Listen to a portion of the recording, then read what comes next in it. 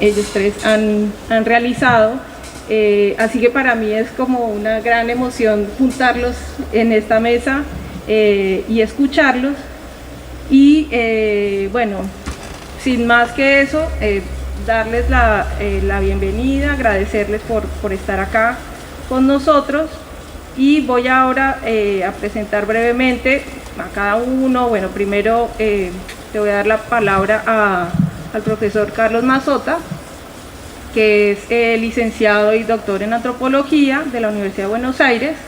Desarrolla tareas de docencia e investigación en temas vinculados a la memoria colectiva, pueblos indígenas y políticas y estéticas de la imagen.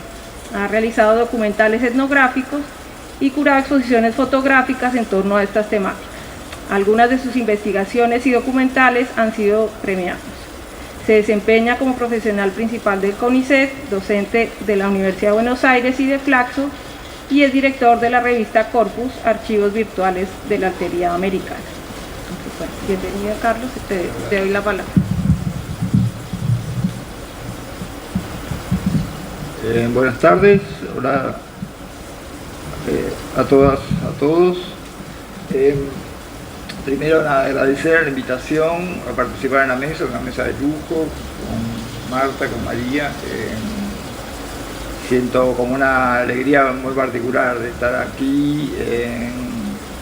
Un poco siempre nos da como cierta alegría hablar sobre los temas que nos interesan y los que venimos trabajando, pero no siempre nos articulamos. Y aquel premio que existió en Carolina fue como un encuentro importante, una convocatoria que reunía los intereses o que presuponía intereses comunes o intereses en vínculo entre la antropología y el arte y la historia del arte.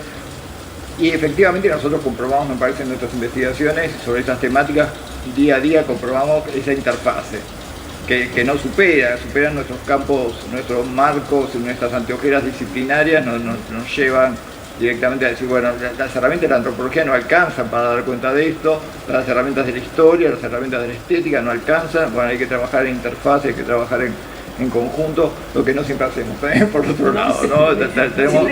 Tenemos deudas respecto a eso, también los encuadres académicos muchas veces no son muy amables en ese sentido.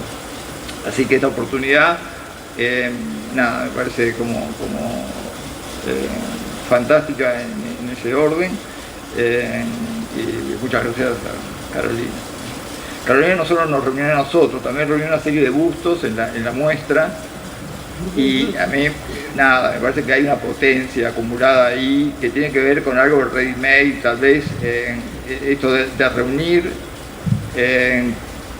cosas del ámbito de lo cotidiano, porque los bustos son para nuestra cultura, digamos, algo de lo cotidiano, un poco por su trayectoria histórica en Occidente y en América singularmente, pero cuando las vemos así reunidas ya, digamos que pierden algo de la magia del busto. El busto es busto en la medida que está separado, precisamente, como se dice un poco en la antropología, la separación en estos casos tiene que ver con una operación de tipo sacro, es decir, hay algo de lo sacro trabajado ahí, lo sacro se piensa por lo general como una operación de separación. Y en la escultura, el lugar del busto, vinculado a la escultura monumental, pero con una identidad propia, un peso propio, va generalmente en ese sentido. Digo, estamos todos involucrados. Yo venía caminando para acá y decía, bueno, ¿cuánto de neoclásico hay en nuestro ADN, en nuestro inconsciente, enfrente la iglesia redonda es una copia del Panteón romano, enfrente el mástil tiene, ¿no?, ahí el ojo del historiador, del antropólogo, etcétera, ¿no?, esto que decíamos recién, tiene un gran medallón con el rostro de Belgrano, porque estamos en Belgrano, es decir, estamos en el barrio de Belgrano, estamos en el cuerpo de Belgrano, estamos en el rostro de Belgrano, en línea recta en la calle Echeverría, frente a las barrancas, el busto de Belgrano. O sea, este alineamiento, más podemos sumar, no tenemos mucho tiempo, pero las 3 gracias en la puerta del museo y la galería del propio museo, una galería de bustos. Entonces, bueno, nada, tenemos estos bustos así ubicados en su sacralidad, podemos decir, en la sacralidad del espacio que ellos generan y a la vez que el espacio les otorga, esa separación que decíamos, y ahora reunidos de una manera muy singular, que es la que los propone Carolina. Yo miraba el busto y no solamente esa acumulación de bustos que nos hace pensar un poco más allá de ellos, o de lo que ellos dicen generalmente que ellos son, cuando se los acumula de esa manera, y además no solamente bustos acumulados, sino la diversidad entre ellos, es decir, el busto de Sarmiento, en el Museo Sarmiento, que por otro lado también, fantástico que esto lo podamos decir acá, es decir, que esta mesa se formule acá y que la muestra se haya hecho precisamente en el Museo Sarmiento, y la historia misma de la investigación de Carolina tiene que ver con esa articulación, así que nada, me parece que todo hace sentido y potencia lo que podamos comentar hoy, el hecho de estar aquí. Decía, no solamente la acumulación de bustos, sino la diversidad entre ellos, es decir, Sarmiento y bustos raciales. Incluso esa inclinación particular del busto de Sarmiento, que está como mirando la pared como al rincón, ¿no? Vaya al rincón, bueno, ¿no? Como nos decían de chicos, ¿no? Mirando, ¿no? Él que nunca estuvo en los rincones, previamente estaba en el centro, acá nos mandamos al rincón. De espalda a los bustos del tipo de la negritud, ¿no? Que tiene al lado. Pero la muestra tiene 2 alas, y del otro lado parece que Sarmiento está mirando a la pared así, pero del otro lado de la pared la muestra continúa, y ahí están los bustos de Tafá, ¿no? La mujer en llamas, indígena, bueno, es Aracalú, bueno, supuestamente, y el retrato, el busto del cacique Follés. Inclusive un grado oxímoron ahí, porque el que a mí me sorprendió, yo tenía un conocimiento del busto oscuro, pero el busto en mármol blanco del cacique Follés es fantástico desde el punto de vista de las operaciones de tipo racialistas que se estaban dando con esta escultura. Un busto de un tipo indígena en mármol blanco, ¿no? Y tomando en cuenta las 2 alas, parecería que de alguna manera, y por la orientación de los bustos, parecería que hay un diálogo ahí entre Sarmiento y el cacique Follés, que parece estar como escuchándolo desde la otra sala. A mí me parece que hay diálogos ahí, ¿no? Precisamente, que hay un diálogo, que la escultura de tipo racial y la escultura de tipo honorífico del busto honorífico, del busto monumental, se conformaron en tándem. No en forma separada, sino en conjunto, en la misma operatoria. Contemporáneamente coinciden ese tipo de operatorias. Y lo que está de alguna manera en el interior de esa doble operación, o de esa operación en conjunto, es precisamente la idea de raza. Se está cocinando de alguna manera ahí la idea de raza y se le está dando una visibilidad muy singular. Digo muy singular porque afecta directamente a un elemento que entre el siglo XIX y principios del XX se encadena de una forma muy particular, con antecedentes sin duda. El rostro, el retrato, la cara, el busto, el reconocimiento, la semejanza, por medio de los rasgos físicos, la marcación del rasgo físico como una prueba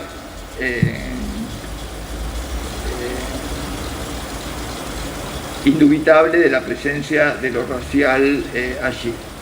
En contraste con lo que no sería la raza, que en este caso es lo que estaría representado por el busto honorífico. Es decir, haría falta algo así como, Didi Uberman, la expresión, dice una antropología de la semejanza. Antropología de la semejanza. Hay que seguir la huella de la semejanza, de las operaciones de la construcción de semejanza en la cultura occidental en este caso, y ver a dónde nos conduce. El racismo es un capítulo esencial en Occidente de la construcción, precisamente de este proceso, un proceso de construcción de imágenes de semejanza o de creencia en vínculo con la idea de lo semejante. Por supuesto, cuando hablamos de lo semejante, hablamos de una operación que tiene que ver con la construcción de lo semejante, siempre en contraste con un proceso de alteridad con lo que no es semejante. Este soy yo, este no soy yo. Este es aquel, este de identidades. Eso se puede realizar precisamente cuando se tiene un andamiaje singular, es decir, un dispositivo de construcción de semejanza, desde el cual, y un lugar dominante, desde el cual se puede determinar quién es y quién no es. Y esto lo digo con especial énfasis en la actualidad, porque no es algo que tenga que ver con el siglo XIX, sino que tiene que ver con 2023. ¿No? Esto de los mapuches son argentinos, los mapuches no son argentinos, es la misma operatoria. Está asentada desde el mismo tipo de determinación. Traje algunas imágenes para hacer una pequeña genealogía de este busto, de esta genealogía del busto o de esta antropología de la semejanza en base al busto argentino, digamos, pero sabemos que el proceso no es solamente local. Si nos queda tiempo, quería hacer una mención sobre una imagen de Foyel, que por donde yo ingresé a este tema, y que no es una imagen ni de busto ni pintada, sino que es la imagen del fantasma de Foyel. Y quería terminar un poco con eso, pero primero quería pasar las imágenes para, por si no nos queda tiempo para lo otro. Los que trabajaron, por eso digamos, elogiaba el hecho de que la muestra incluya el busto de Sarmiento y que esto se haga en el Museo de Sarmiento. Me parece esto fantástico, esta necesidad que a veces compartimos con las colegas también de estas lecturas a contrapelo de la historia local y de la historia en base a las imágenes que la historia misma ha producido. Los que han trabajado en detalle, y son muchos, sobre el clásico de Sarmiento, Facundo, en muchos casos, Noé Chitric, por ejemplo, o José Sasbón, y otros, muchos a partir de ellos, hay una cita frecuente que es la contemporaneidad del Facundo casi contemporaneidad del Facundo con el Manifiesto Comunista, con la escritura marxista, con el texto de Engels sobre la condición de la clase obrera, en ese caso es el mismo año, en el caso del Manifiesto Comunista es de unos años después. Un fantasma recorre Europa, sombra terrible de Facundo, voy a evocarte. O sea, lo fantasmal aparece ahí en la apertura de estos potentes textos. Y lo que brevemente quisiera dejar enunciado solamente es que al fantasma del común que hace presente el Manifiesto Comunista, como se sabe, o la aparición del fantasma del común, en realidad es una aparición que surge de alguna manera en vínculo a los temas que estamos comentando que nos interesan, en vínculo con la existencia ya de otro fantasma, que es el fantasma de la raza.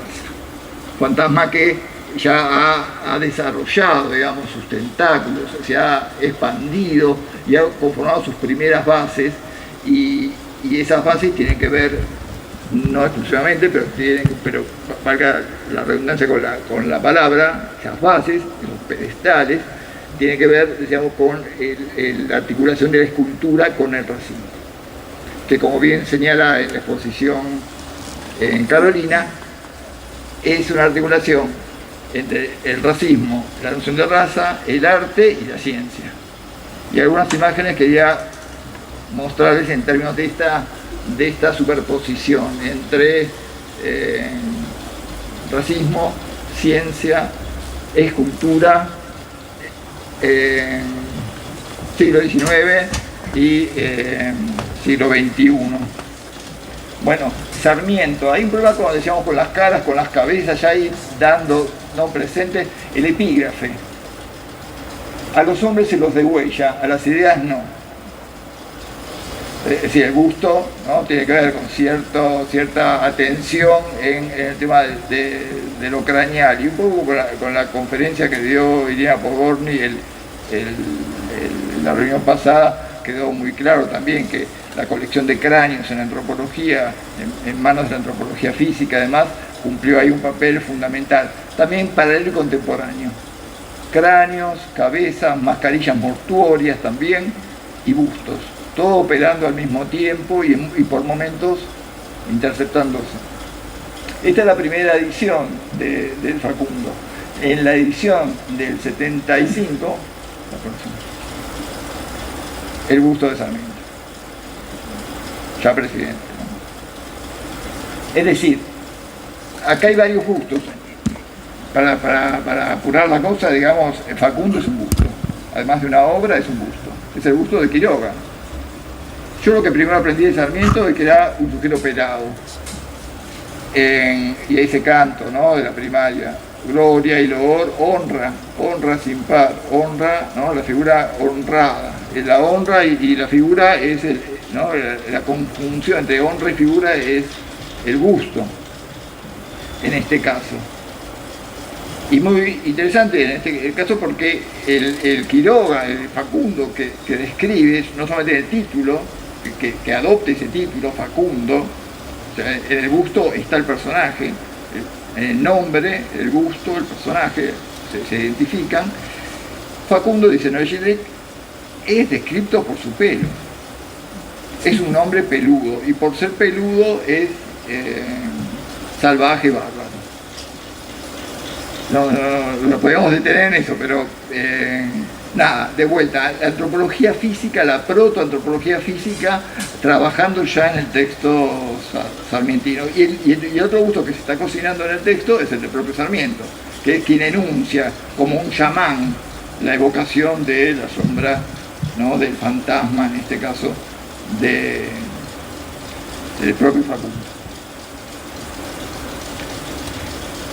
Un salto en el tiempo, Roberto Lehmann-Nitsche, director del Departamento de Antropología del Museo de la Plata en las 3 primeras décadas del siglo. En la sala de antropología, un poco lo que comentábamos antes, rodeados de las colecciones esqueletales, entre las que estaban dirigentes, líderes indígenas y indígenas en general, y los retratos raciales que producía el mismo museo como forma de pedagogía sobre la noción de raza. Lo ven en las paredes, ven la asimilación entre cráneos y bustos aquí, ¿no? Y arriba fotografías aparentemente, o dibujos tal vez, retratos también indígenas, con bustos también. Me da la sensación de que Lehmann-Nitsche además está creando su propio busto, lo que decíamos, ¿no? Ahí. Pero su pedestal es interesante, porque su pedestal son las vitrinas, su propia colección. Pensaba con la imagen del Atlas al revés. El Atlas sostiene el mundo, ¿no? Sostiene el mundo y lo sufre de alguna manera, está haciendo esfuerzos. En cambio, Lehmann-Nitsche parece que la operación es inversa, ¿no? Tiene su universo de colecciones, se apoya en ellas y ¿no?, crea su busto allí. Una momia, un esqueleto tomado por el Perito Moreno en la cueva del lago argentino. Bueno, podríamos seguir con esto, pero me parece interesante ver cómo la fotografía viene con las colecciones, un poco la asociación que estamos haciendo. El mismo Museo de la Plata, el ingreso al Museo de la Plata, el busto de Perito Moreno del año 23 se inaugura en homenaje. Entonces el museo no solamente muestra, no usa el busto racial, sino al mismo tiempo crea un busto honorífico de sí mismo. Y no lo pone en cualquier lado, lo pone en la rotonda de ingreso, con esta blancura particular que es la que aparece, en esta foto un poco sobreexpuesta, pero el fallido en todo caso, ¿no?, el error da más luz, digamos, sobre lo que estamos comentando.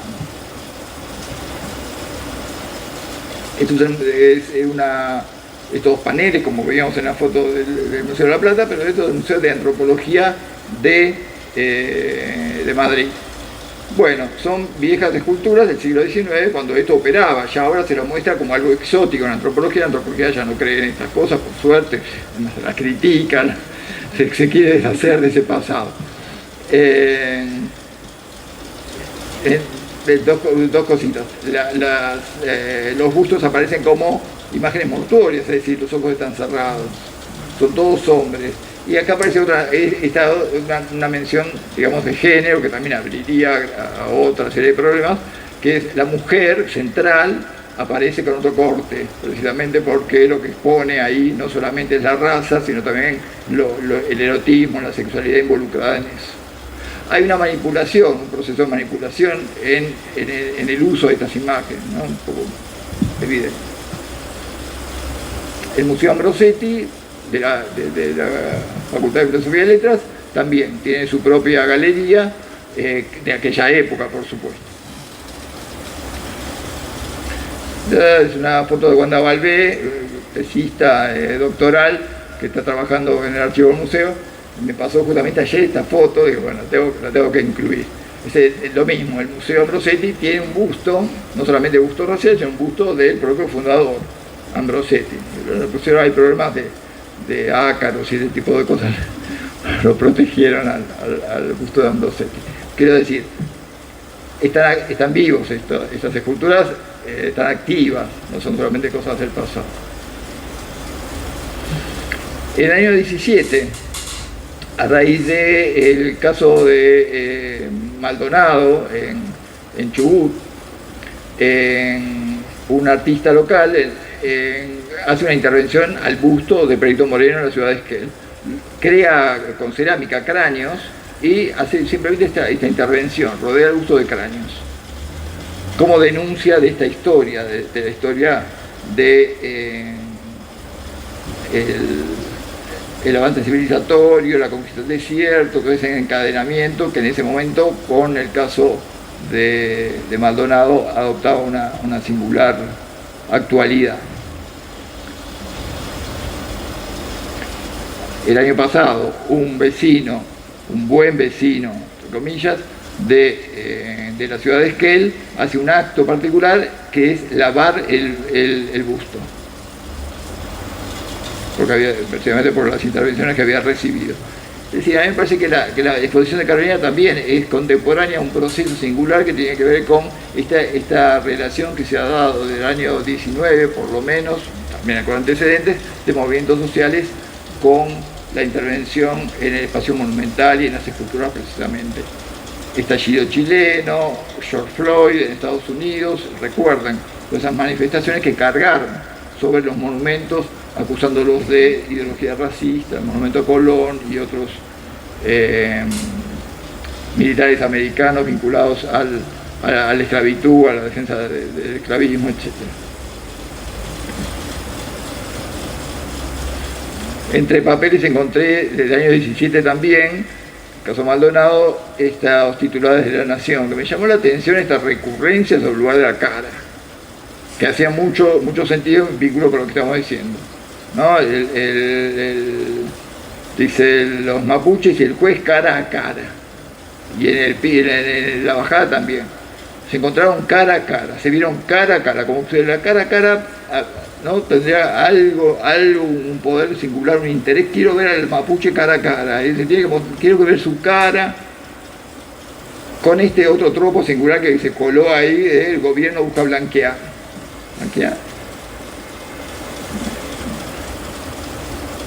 Esto es actual, del mes pasado, el caso Mendoza. Una marcha en contra de los mapuches que acaban de ser declarados no argentinos, y de vuelta la aparición de bustos ahí. Con este juego también, que suena un poco a bullying infantil, esto de jugar con las palabras, de cambiar el apellido, el nombre, lo que suele pasar a veces entre los chicos en las escuelas. Esto capuches, de vuelta, ¿no? Con reminiscencias al lugar del rostro, de la cara, capuche, capucha, por el kirchnerismo, etcétera, todos esos rebotes, pero que van hacia de vuelta al lugar del rostro, de la cara, y el logo. 4 bustos encapuchados. Bueno, hasta ahí. Por último, muy brevemente, otra imagen que tiene que ver con un poco con este otro fantasma que habíamos hablado al principio, el fantasma del común y el fantasma de la raza, ahí monitoreándose de alguna manera, que tiene que ver, en mi caso particular, con una investigación que yo estaba haciendo muy cerca de la zona entre Esquel y Bariloche,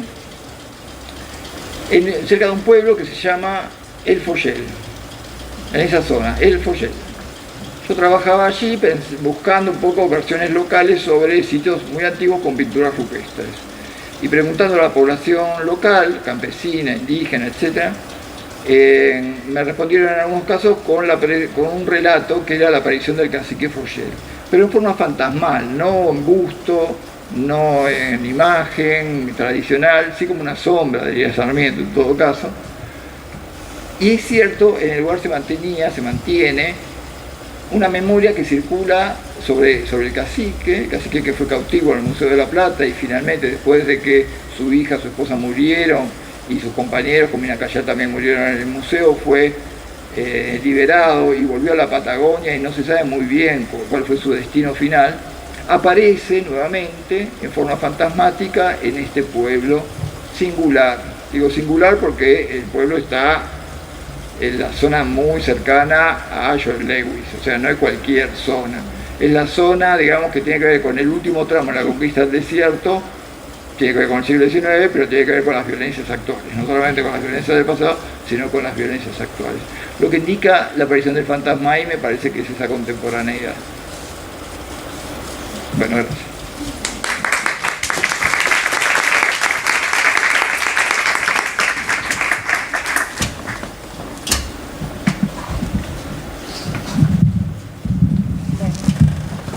Muchas gracias, Carlos. Nos dejas ahí con bastantes cuestiones que vamos a ir hilando y seguramente también vamos a poder conversar después de la ronda de los tres.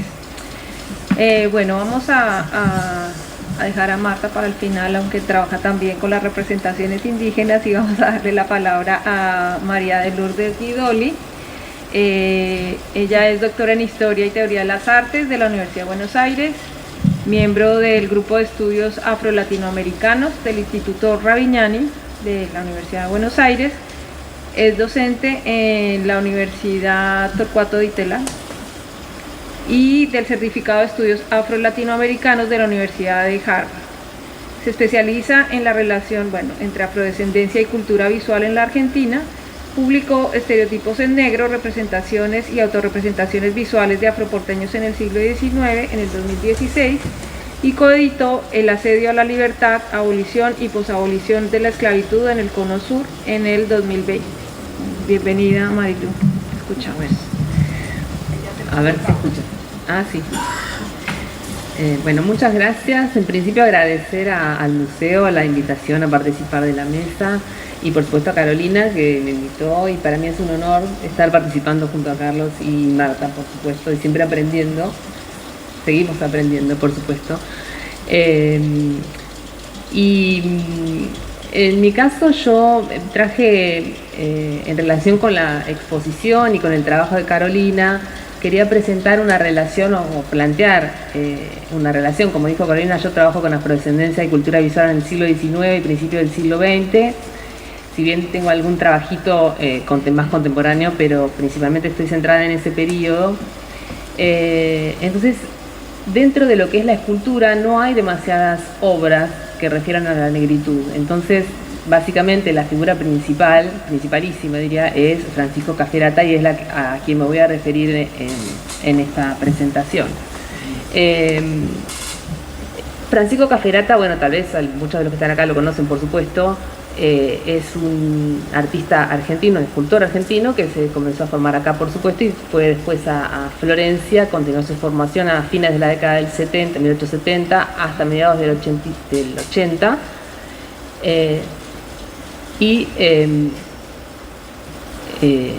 Esta obra que ven acá, que considero que debe ser, no sé si la conocen, si la han visto alguna vez, considero que es la más conocida del artista, ha estado emplazada durante mucho tiempo en el espacio público.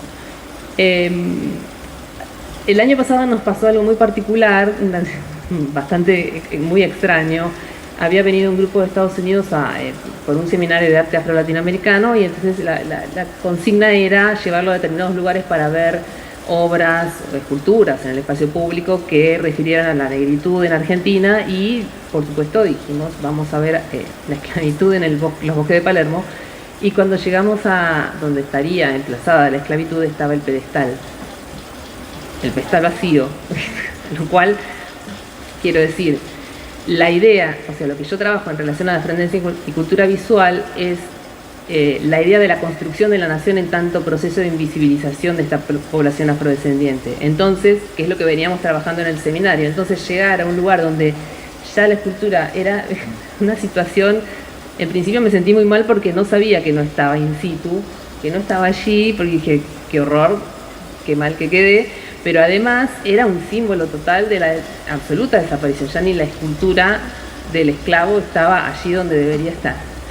Por suerte estaba a unos pasos, que es el patio de esculturas del MOA, de donde se preservan y se conservan y se restauran las esculturas de la ciudad, así que pudimos acceder ya sin pedestal, ya en el piso, o sobre una madera, pero bueno, ya sin pedestal como la muestra, pero bueno, pudimos acceder a verla, todos estaban muy interesados en conocerla, y esta obra la realizó Cafferata durante su formación en Florencia, y la envió a la Exposición Continental de 1882, no en bronce como la vemos acá, esto está fundido en 1906, creo que ahí está, no sé si llega a ver la fecha, con posterioridad a la muerte de Cafferata.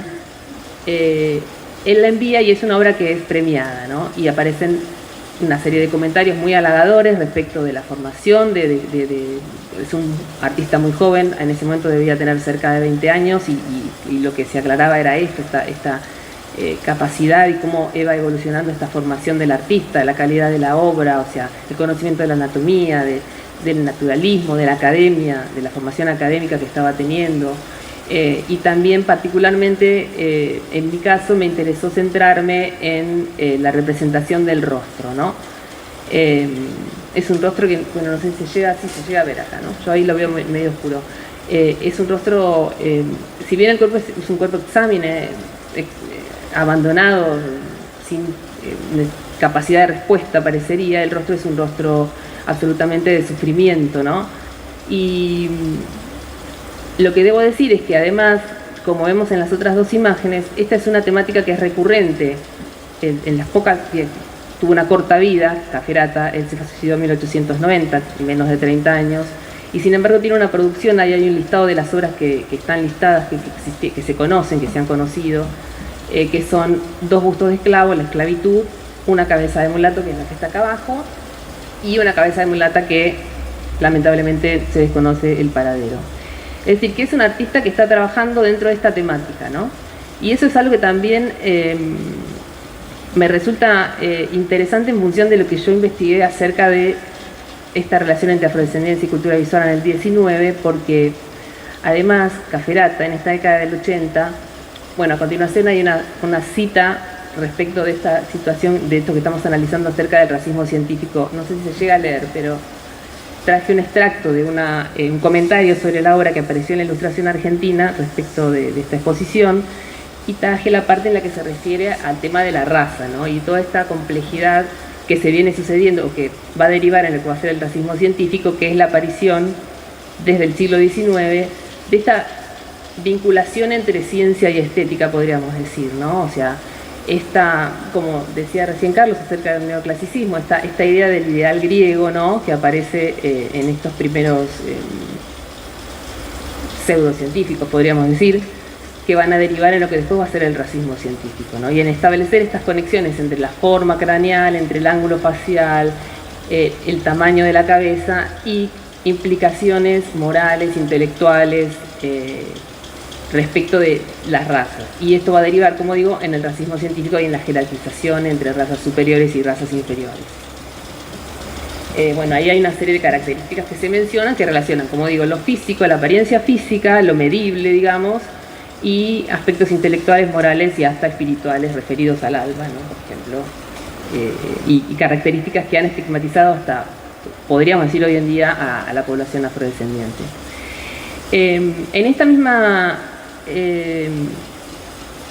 quiero decir, también voy a mencionar algo. En esta década del 80, como decía antes, es un momento de consolidación de este proyecto de nación que se considera, o que se imagina, o que se pretende, blanca europea. Entonces, a la par, está sucediendo este proceso de invisibilización de la población afrodescendiente. Y cuando en alguna parte de la nota el autor también refiere a la existencia de este esclavo, o sea, de qué esclavo sería, quién sería, en dónde trabajaría, de dónde provendría, hace referencia estrictamente a la esclavitud de las Antillas, de las plantaciones de azúcar o de algodón o a las minas de oro o a un trabajo más físico, podríamos decir.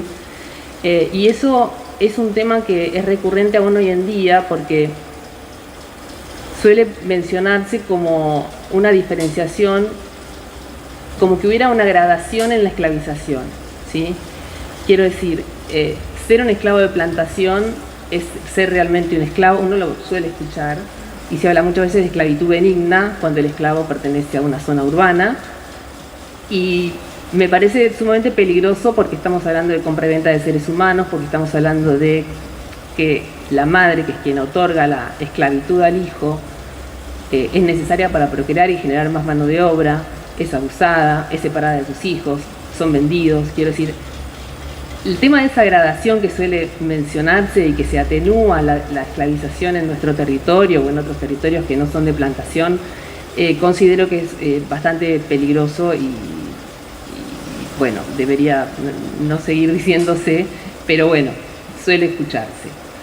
Entonces lo que decía es que acá en esta nota el escritor lo que señala es que, como digo, pertenece lo desvincula totalmente de este proceso de esclavización en Argentina, no está mencionado, no forma parte, es que es algo que estoy escuchando recurrentemente hoy en día, porque hasta hace unos años lo que se escuchaba es que en Argentina no había negros, pero ahora hasta se escucha que no hubo esclavos, entonces ahí ya es como que digo, es una negación, ya estamos llegando al punto de, es decir, no sé, está en los papeles la esclavización, hubo cientos de negros, o sea, no es imposible de negar. Y partimos desde este momento, que no hay una referencia a la posible a la esclavización que sucedió aquí. Y como decía, en esta década del 80, si bien está consolidándose este proyecto de nación, hay una comunidad afroporteña sumamente vital, y eso lo podemos corroborar porque producen una gran cantidad de periódicos. Si bien son intermitentes, pensemos que tienen un costo económico, es una comunidad que viene de un proceso de esclavización, que está empobrecida generalmente, o la mayoría está empobrecida, con lo cual esos números son bastante intermitentes, aparecen, desaparecen, surgen otros, pero hay dos periódicos particulares que se extienden en el tiempo y otros escritos, libros, biografías de su propia comunidad, de sus propios referentes, que uno puede seguirlos y allí encontrar que la propia comunidad está percibiendo que está siendo marginalizada del seno de la nación. Hay una queja constante acerca de que no son reconocidos, no solo en el momento en el que están viviendo, sino también no son reconocidos sus aportes a, por ejemplo, y lo más evidente, al proceso independentista, a la participación en las guerras de la independencia. Es un recurrente relato contar quiénes fueron los que participaron, cómo participaron en batalla con San Martín, el regimiento número 8, bueno, una serie de datos que aparecen en los periódicos que ellos conocen muy bien y que sienten que no están siendo, o sea, lo perciben, ¿no? Y establecen una serie de estrategias, por supuesto se trata de intelectuales, quienes escriben los periódicos, no es el común de la gente, pero tenemos por lo menos una voz para saber qué está opinando la comunidad. Y entonces ahí uno puede ver los debates acerca de estas tres palabras que circulan, por supuesto, en este momento, que son civilización, progreso, educación, cómo ellos las piensan, de qué manera alcanzar este grado civilizatorio, qué educación deberían seguir, si es aprender oficios, si seguir sirviendo, lo cual también es bastante complejo, porque si uno viene de una escasa formación y lo único que sabe hacer es limpiar una casa y necesita vivir, es muy difícil poder salir de... O sea, que un intelectual, aunque sea afrodescendiente, te lo reclame, ¿no? Pero esos son los debates que se presentan. Y hacia fin de la década del 80 lo que va a aparecer es...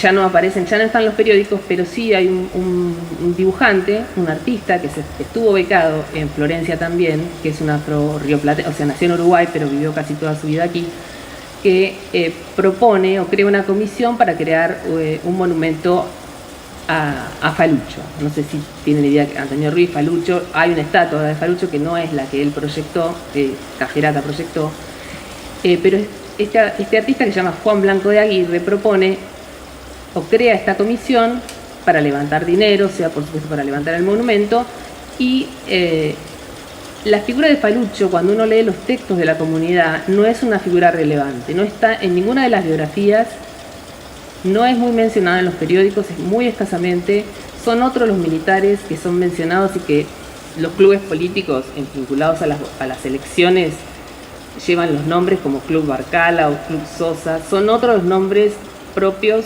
de militares afrodescendientes que están en los periódicos. Sin embargo, Blanco de Aguirre decide elegir a Falucho como la figura a ser representada en el espacio público, ¿no? En un momento que no hay muchas esculturas en la ciudad.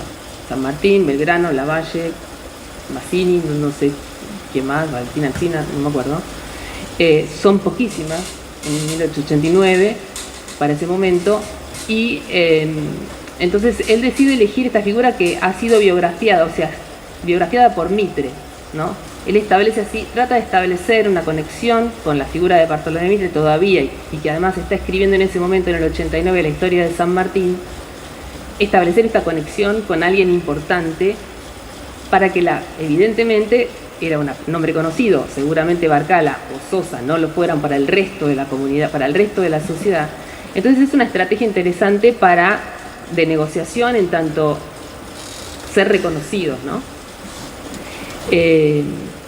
Y esto, la comisión se crea en el 89 y en el 90 se hace el concurso. Lamentablemente yo no he accedido al concurso, no sé si existe, no sé si alguien lo vio. ¿Alguien lo vio? No. Pregunto a la gente que trabajó. Nadie lo vio. Suponemos que existió, se dice que existió y que lo ganó con esta maqueta que está acá, que es una ilustración posterior a la muerte, digamos. Pero bueno, que es una imagen muy extraña para un monumento público, realmente, ¿no? Es un héroe negro, un héroe que está representando al soldado raso en general, según plantea Lilia Bertoni, pero es un héroe de la patria, ¿no? Forma parte del panteón, y está arrodillado. Entonces es una representación que siempre me he preguntado, en relación con Blanco de Aguirre, que es quien crea la comisión y es el que fogonea la realización del monumento, cuál habría sido su opinión acerca de esto, ¿no? Porque él ha hecho un par de dibujos respecto del Falucho, hizo 2 dibujos del Falucho y están de pie, o sea, aparecen todos los elementos, los atributos que menciona Mitre, pero no está arrodillado, ¿no? Que implica una subordinación, además, como vamos a ver después en la otra imagen, asociada también al universo de la esclavitud, ¿no? Respecto de también la gestualidad corporal, la gestualidad del rostro, evidentemente, si bien no se puede ver muy bien en la imagen, uno podría inferir que ese rostro o ese busto de esclavo o de la escultura mayor, completa, digamos, estaría vinculado con este rostro de Falucho, porque no sé si se llega a ver acá, pero está la boca entreabierta de manera similar, se ven los dientes, aparece un entrecejo allí. No podemos afirmarlo, pero es una conjetura. La siguiente imagen, como decía, nos va a mostrar esta situación de subordinación que está muy vinculada a estas imágenes. La que vemos allí es un medallón, un sello del movimiento abolicionista de fines del 18, del movimiento inglés abolicionista. En sus papeles siempre aparecía este sello. acerca de la abolición, que es una imagen de sumisión absoluta. Hay muchos trabajos al respecto, de por qué representar de esta manera, con ninguna capacidad de agencia por parte de los propios esclavizados, ¿no? Como siempre un agradecimiento al que te quitó la libertad y después un agradecimiento al que te la da, como si, no sé, tuvieras que estar agradeciendo de que no te vendieran, no sé, hay trabajos muy interesantes sobre este tipo de representaciones. Y nada, es esta comunicación entre estas dos imágenes. Y bueno, esta no documento de ver o carta o alguna comunicación entre Cafferata y que además estuvieron en algún momento seguramente en Florencia, por lo menos un año, que no hubiera algo que pudiera decir Blanco de Aguirre respecto de la representación de Falucho, porque después el Falucho que sí está en el espacio público, que es el de Correa Morales, después de la muerte, del suicidio de Cafferata, es un Falucho de pie, con una mayor estabilidad que cualquier otro monumento, pero es un Falucho de pie. Y ahí hay algunas cartas, algunas cuestiones que uno puede inferir que tal vez haya habido una vinculación, no sé si tratativa, una negociación o salir del boceto de Cafferata de alguna manera, ¿no? Pero bueno, respecto de esto, plantear esta situación, que estamos en un momento de proceso de visibilización en el cual Cafferata está produciendo un tema de manera recurrente, y considero que la elección del artista en este concurso, si bien es una pena no tener el concurso, podría haber estado relacionado con que Cafferata era un exponente de la representación del tipo racial negro en Argentina. Si bien no es como en el caso de De Paul, como planteamos en el artículo, creo, no hay en la esclavitud, en los esclavos, no hay una necesidad o una búsqueda de una narración nacional. Sí, para el caso de Falucho lo habría, ¿no? Y ahí está esta conexión entre estos gustos de esclavos o la esclavitud y el Falucho, que es un tema histórico, ¿no? Creo que hay otra imagen. Sí, bueno, esta imagen, supongo que habrán visto la muestra, si no, después la pueden ver. Esta pertenece acá a Víctor De Paul, está en la muestra, el de acá, bueno, nunca sé cuál es derecha e izquierda, pero bueno. Y el otro es el que mostré antes, que estaba en la otra diapositiva, que es la cabeza de mulato de Cafferata. Yo cuando leí el artículo, antes de ver la muestra, había visto el artículo de Carolina, había leído el artículo, inmediatamente me vino a la cabeza esta obra, la de Cafferata, que está en el Museo Castañino de Rosario. Yo nunca la vi en vivo, digamos, pero me vino inmediatamente a la cabeza. Me parecía que era la misma cara, sin tenerla, o sea, tenerla mentalmente, ¿no?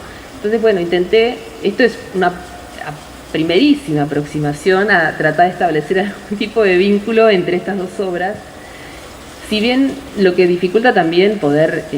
a mí la calvicie del mulato me resulta llamativa, que ambos sean calvos, la forma de la nariz, bueno, una serie de cuestiones, pero la boca, la diferencia fundamental claramente está en que uno está desnudo y el otro está vestido, y además, vos corregime, Caro, cuando la envía a Francia, él la llama negro de Brasil, pero él no estuvo nunca en Brasil. No se sabe, no está documentado. Y la titula él mismo negro de Brasil. Claro. Qué sé yo. Evidente, para mí, llamarlo negro de Brasil, bueno, o cabeza de mulato, yo creo que acá hay sí un retrato, ¿no? No es un tipo racial como podría ser el esclavo o el propio Falucho. Es un retrato y sin embargo lo llama negro de Brasil, lo cual es la generalización. Claro, claro. Pero yo siempre he pensado que a este hombre lo conoció en Argentina.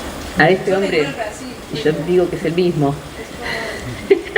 No sé, puede no serlo, pero es como te decía antes, es como presentar... Claro, es como presentar tal cual, es como presentar el deseo del historiador, digamos, acá. Lo voy a presentar a mi deseo en este momento. Yo desearía con mucha, ojalá pudiera encontrar una fotografía de Blanco de Aguirre que fuera Blanco de Aguirre.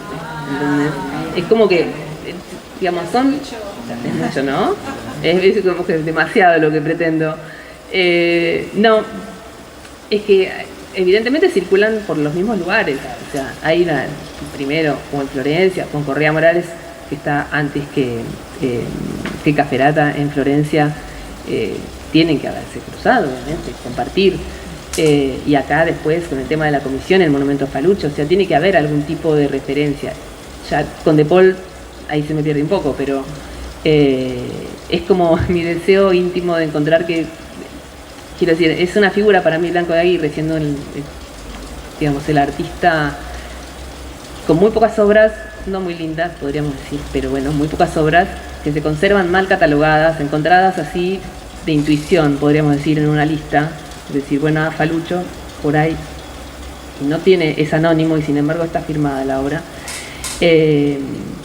Tal vez haya en algún lugar siempre, o encontrar la fotografía, como hay montones de fotografías de afrodescendientes de fines del siglo XIX, montones, o dibujos en las biografías, o retratos en las biografías, y no logro encontrar la imagen de... no es que me esté obsesionando, pero el retrato de Blanco de Aguirre. Le voy juntando como los datos.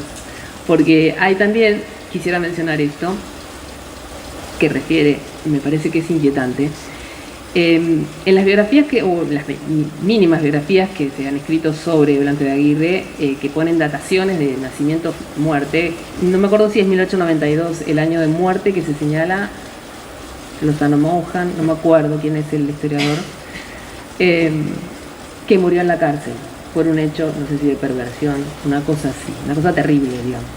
Y sin embargo, Juan Blanco de Aguirre muere en 1903, y gracias a que uno está en contacto con gente que sabe qué es lo que trabaja y encuentra y tiene más acceso porque está en Estados Unidos y qué sé yo, y dice, encontré, y ya está el día exacto de cuando falleció, que es 1903, en libertad y con una nota en la prensa y en, ¿entendés?, en la tribuna, en no sé qué, y dónde se fue enterrado.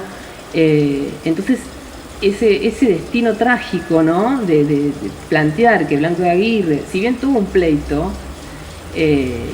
no fue preso por eso, digamos, y no murió en la cárcel. Entonces es toda una simbología, no sé, es algo que circula ahí en torno a estas personas o estos grupos o estos colectivos que es terrible, ¿no?, inquietante. Y bueno, entonces nada, es un tema, no sé si voy a llegar a algún lugar o si vamos a llegar a algún lugar con esta comparación, pero sería interesante encontrar algo. Gracias.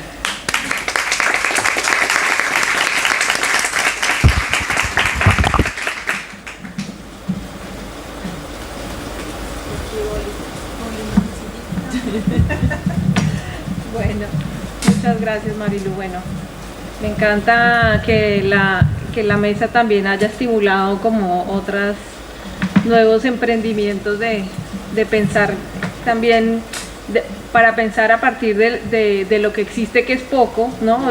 Habíamos comentado justo que esa obra de Caferata que está guardada en el Museo Castañino hace mucho tiempo, Que no tiene una ficha muy... no saben nada, no la han seguido mucho, sí. Y bueno, también porque a partir, digamos, del trabajo que yo empecé con Víctor De Paul en esta búsqueda, ¿no?, de estas esculturas, también como que fueron apareciendo estas y hay otras. Hace poco encontré otra copia de Tafá que es como que están por ahí en algunos lugares, ¿no? Entonces fue muy reproducida, entonces vamos a hablar de eso. Pero bueno, como que la idea justamente es que al exhibir las obras, como que se activen muchas cosas, ¿no? Ahí el nombre del programa es interesante en ese sentido, como que bueno, todo el mundo empieza a pensar varias cosas, a partir de la cultura material, de las obras de arte, pero bueno, sobre todo estas preguntas que estamos tratando de formular y de poner en el presente, ¿no? Bueno, entonces vamos a terminar la mesa con Marta Penos, doctora en Historia y Teoría de las Artes de la Universidad de Buenos Aires, miembro de número de la Academia Nacional de Bellas Artes de la Argentina. Es profesora de la Universidad de Buenos Aires, o profesora invitada en otras universidades del mundo que no voy a citar ahora, directora de la colección de artes de Unsamedita y editora de la revista Temas de la Academia Nacional de Bellas Artes. Sus Sus investigaciones se abocan al papel de las imágenes en las relaciones Europa-América en la primera modernidad, en particular en el contexto de viajes y expediciones. Bueno, Marta, muchas gracias. Te dejo la palabra.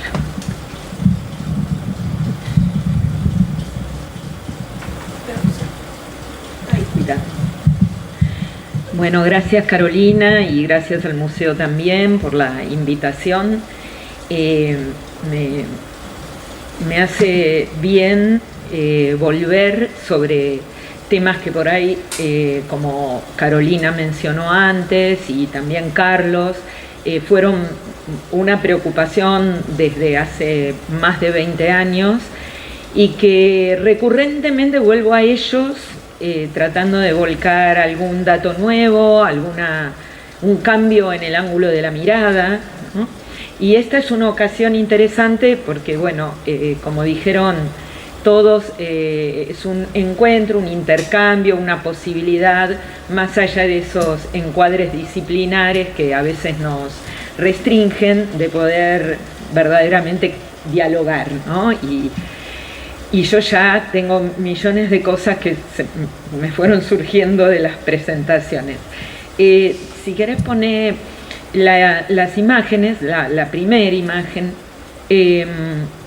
que se me ocurrió pensar, todavía no cliqué, yo te voy a avisar, pensar a partir, ¿no?, de la consigna, pensar cómo y por qué ciertas personas que han sido subalternizadas en el proceso de construcción de la Argentina, cómo y por qué aparecen, se hacen imagen, o cómo y para qué, para ir más hacia el tema del uso, y el cómo tiene que ver con varias cuestiones, ¿no?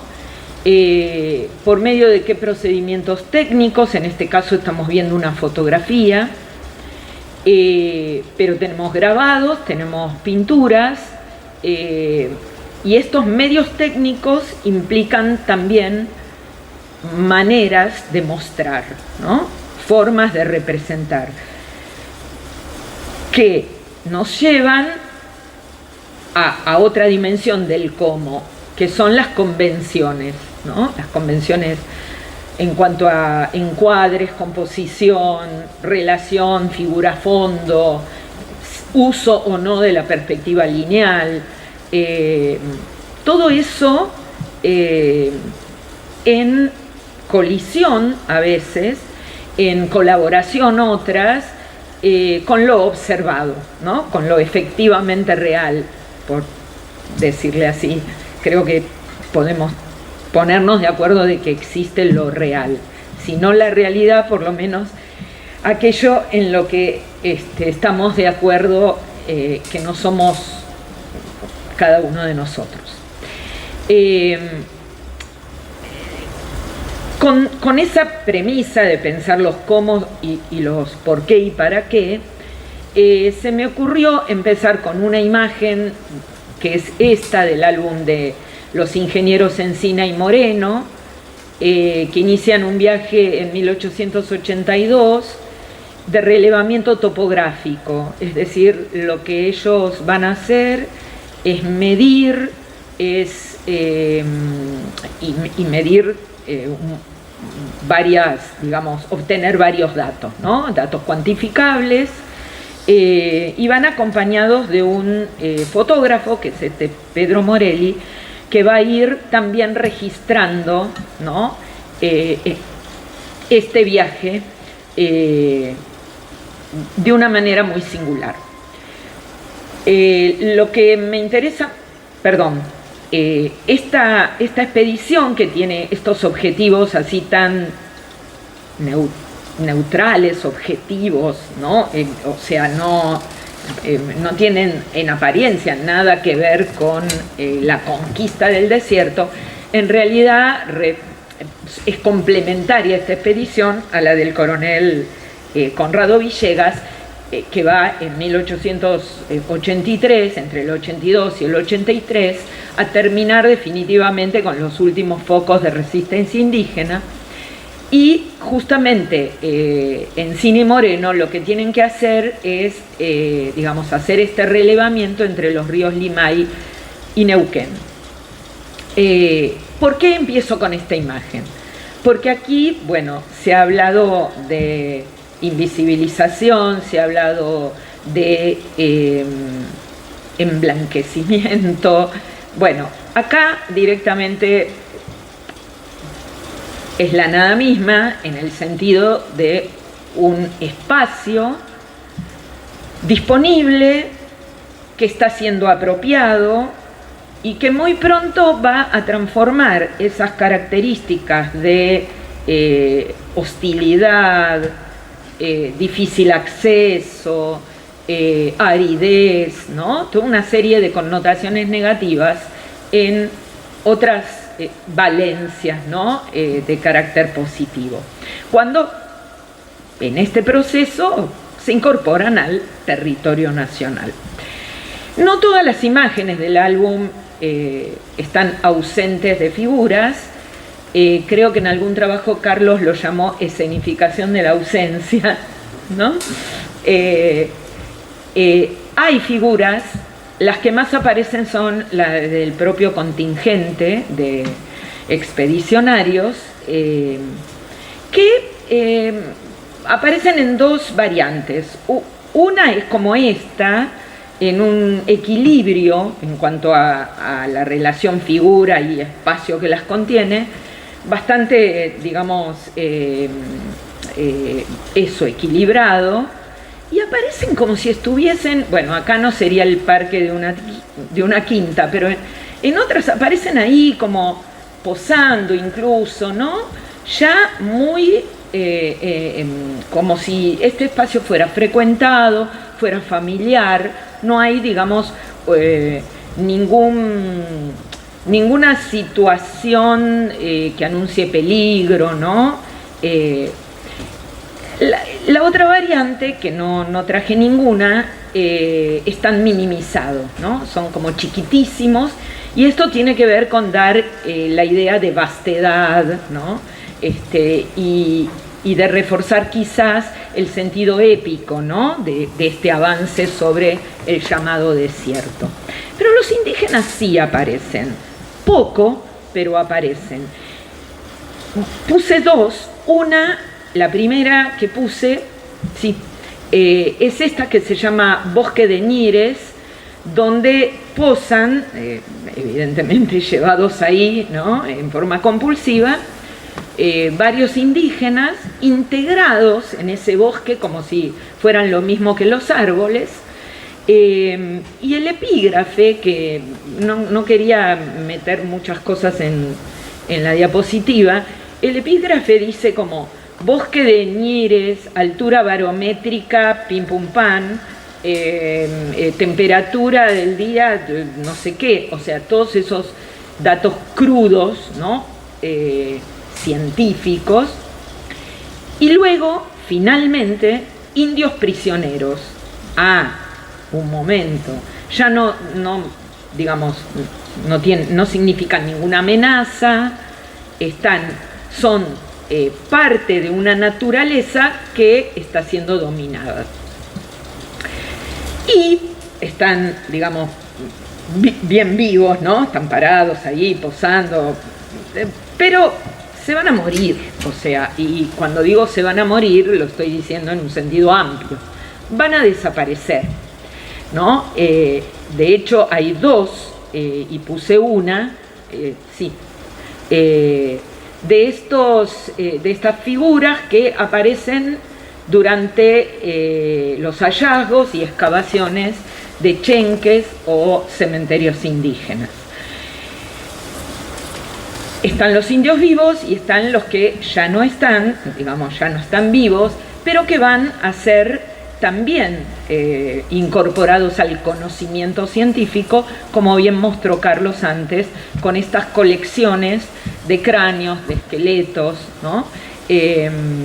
Creo que Ceballos, ¿no? Hay una famosa frase durante una de sus expediciones, un teniente, creo que hasta me acuerdo el apellido, Bustamante creo que se llamaba, tiene cierto reparo, ¿no? Y le dice, no está muy bueno esto de estar excavando cementerios, es como una profanación. Y él dice algo así como, la barbarie está muerta, está maldita y no quedarán de ellos ni los huesos, ¿no? O algo así. O sea, bien inapelable. Y esta que fue una práctica constante, el Perito Moreno, bueno, justamente para nutrir estas colecciones que se estudiaban desde este racismo científico, ¿no? Como dijeron tanto Carlos como Marilú, hay la necesidad de registrar una evidencia física que define a estas personas y las ubica en este proceso de constitución de una sociedad civilizada, a la europea y blanca. Se les otorga un lugar, no es que están totalmente expulsados del proyecto, porque pienso, ¿no? Esto es como una idea tal vez a debatir, o no, o bastante lógica, sin alteridad no hay identidad. Entonces, si yo no cuento con estos representantes de algo que de alguna manera queda fuera de la norma, que la norma es la norma europea, bueno, difícilmente pueda afirmar esa identidad.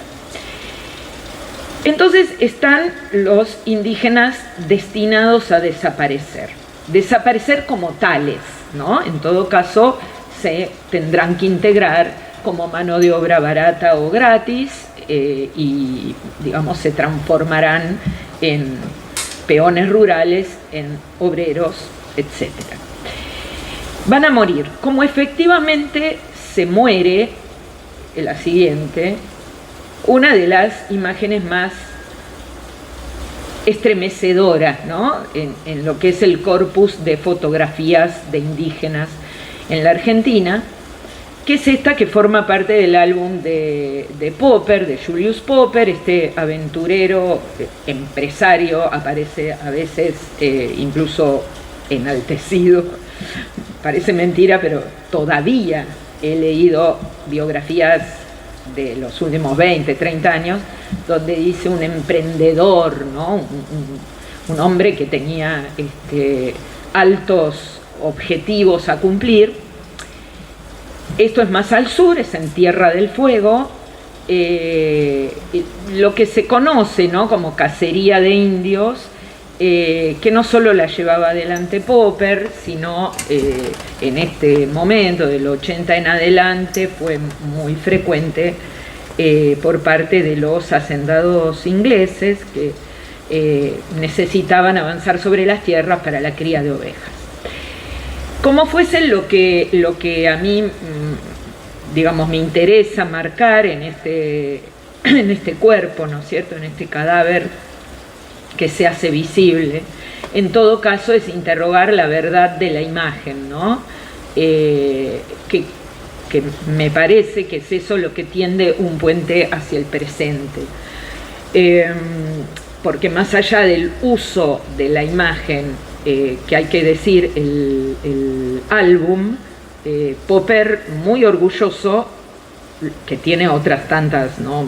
Muchas fotografías, muy orgulloso, se lo regaló, es muy lujoso, aparte tiene una, o sea, está encuadernado en cuero con aplicación de láminas de oro, se lo regaló a Roca, ¿no?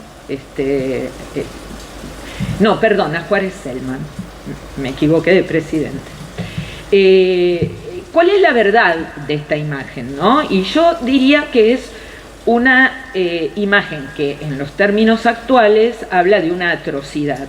Pero fíjense qué interesante, es una atrocidad triple, porque está la acción de ir al encuentro de estos indígenas y eliminarlos. Está la duplicación de la acción, porque está bastante comprobado que es una puesta en escena, porque, bueno, las características de la fotografía en la época no permitían hacer instantáneas, por lo tanto difícilmente la toma hubiese sido hecha durante la acción. No, están posando, ¿no? Y están replicando la muerte de este fueguino. Triple atrocidad, la toma, ¿no? La toma fotográfica.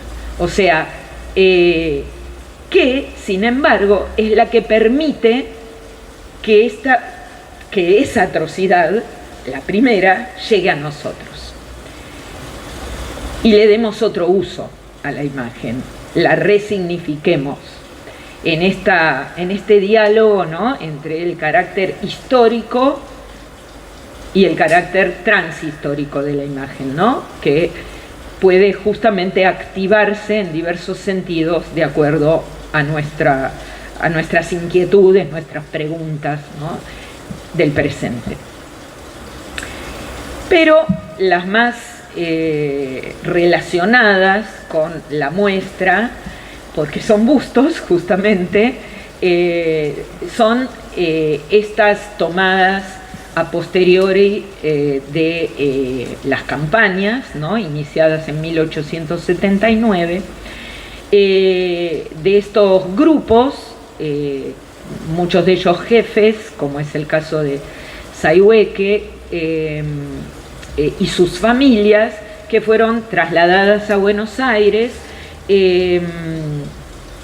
fueron a distintos sitios, se concentraron en distintos sitios, unas barracas en el Tigre, la isla Martín García, y posteriormente algunos hombres fueron trasladados al Chaco para trabajar en obrajes.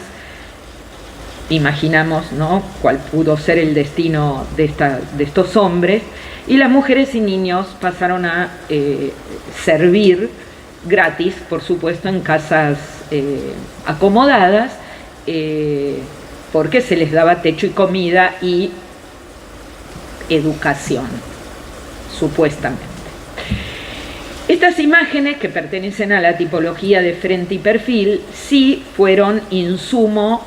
De hecho, fueron encargadas por el perito Moreno, muchas de ellas, y fueron insumo de esta naciente antropología, de esta antropología que se estaba constituyendo como disciplina, con objetos de estudio específicos, y que justamente radicaba o ponía su atención en estos rasgos fenotípicos que permitían diferenciar a estas personas, por un lado, de la hegemonía blanca, pero además entre ellos, ¿no? Y ahí aparecen estas diferenciaciones, algunas imágenes pueden ser puestas en relación con una suerte de fichas que hace Ceballos, y donde aparecen, ¿no?, estas adscripciones a determinados grupos, ¿no? La próxima. Este es el famoso Inacayal, con estas reparaciones un poco chocantes que se suelen hacer. El complejo universitario a orillas del lago Nahuel Huapi se llama Inacayal, complejo que tiene la universidad y que es una preciosidad de lugar. Es en homenaje a Inacayal, que junto a su familia y a Foyel fueron trasladados por intermediación del perito Moreno como una acción supuestamente humanitaria. Fueron trasladados al Museo de la Plata para salvarlos de ir a estos barracones y morir de enfermedades pulmonares, que era lo que pasaba, Entonces van a parar al Museo de la Plata, donde, bueno, funcionaron como colección viviente. Era posible estudiarlos y acá pongo en juego algo que me parece interesante.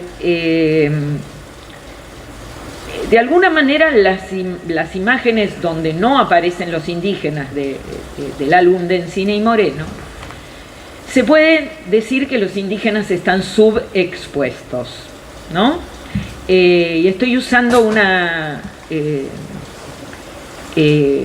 categorías que usa Didier Berman, que ya es la segunda vez que lo mencionamos, en un librito que se llama Pueblos expuestos, pueblos figurantes, ¿no? Y que trabaja sectores subalternos en el cine, sobre todo. Y es interesante pensar que en las fotos donde no hay ninguna figura, digamos, en esos vastos territorios, están subexpuestos. En las otras, donde aparecen en el bosque o acompañando estas excavaciones, son lo que Didier Berman llama figurantes, porque son como figuras accesorias, pero necesarias, o lo que Stoiquita, en un trabajo sobre pintura del siglo XVII, las llama parergon, aquello que está comentando y que parece que es accesorio o adjetivo, pero que en realidad es absolutamente necesario para darle sentido, ¿no?, a lo que se quiere mostrar. Y en este caso me parece que están sobreexpuestos. Y lo uso a propósito, el tema de la exposición, porque en el Museo de la Plata, si bien no con las características de los llamados zoológicos humanos, que fueron estos grupos, ¿no?, trasladados al Bois de Boulogne, ¿no?, en París, en el Jardín de Aclimatación de París y en otros espacios de exhibición, bueno, se ficcionalizaba, ¿no?, como si estuviesen en sus propios territorios, y se los hacía vivir su cotidianeidad mientras las personas de bien visitaban el lugar y se asombraban de esta barbarie, ¿no? Entonces, me parece que en estas imágenes hay una sobreexposición, ¿no? Y en un sentido, en el sentido de objetos de estudio. La próxima. Tienen antecedentes estos bustos y estas imágenes de frente y perfil. Estos son otro caso que yo estudié, que es el viaje del Beagle, que es otro encuadre porque, bueno, es una exposición, una expedición político-científica de la corona británica. Y digo otro encuadre porque estamos en un periodo en el cual todavía este racismo científico no está afirmado así digamos, con toda solidez. Entonces, lo que la tipología de frente y perfil puede operar en el marco del positivismo, en estos casos, la próxima, sobre todo, que son los grabados de los 4 rehenes que se lleva Fitzroy, el comandante de la expedición. En el primer viaje era el comandante del Beagle en ese momento, va a ser el comandante de la segunda parte de la expedición. Se lleva 4 fueguinos, uno de ellos muere cuando llega a Londres, pero se los lleva para hacer un experimento educativo, para demostrar que pese a ese fenotipo, pese a tener unos ciertos rasgos físicos que ascriben a estas personas con el grado más bajo en el desarrollo humano, esto puede ser cambiado, pueden ser transformados, incluso físicamente, porque ahí tienen ustedes en la parte de abajo uno de ellos, York Minster, son los nombres que les pusieron, son nombres como de mascotas casi, que lo muestran únicamente en su versión civilizada, porque era el más salvaje de todos. En el medio está el preferido, Jamie Button, pero es interesante porque lo vemos en su versión de caballerito educado y al lado está después de volver de Inglaterra, cuando lamentablemente todos esos esfuerzos que hacen durante un año no sirven para nada y vuelve a su antigua vida. Y arriba está Fuegia, o Fuegia Basket, y al lado la esposa salvaje de Jemmy, ¿no? Para hacer esa contraposición. La tipología es la misma y tiene raíces muy, que podríamos ir para atrás, y muy utilizada en el terreno del arte, ¿no? Por esta convicción de la fisiognomía, que viene de Aristóteles en adelante, de que lo exterior y lo interior, ¿no? Hay un correlato y que se puede, por lo tanto, estudiar a partir de estos registros. Adelante. Adelante, adelante. Estas también son imágenes de estos grupos, Inacayal, Foyel y Isaihueque, y esto está tomado en el Tigre, ¿no? En los barracones. Me interesaba nada más mostrarlos rápidamente por el cómo, ¿no? La variedad de composiciones que la fotografía puede hacer para mostrar, hacer visibles a estas personas dentro de un esquema que se está planteando, ¿no? En términos civilizatorios. La otra.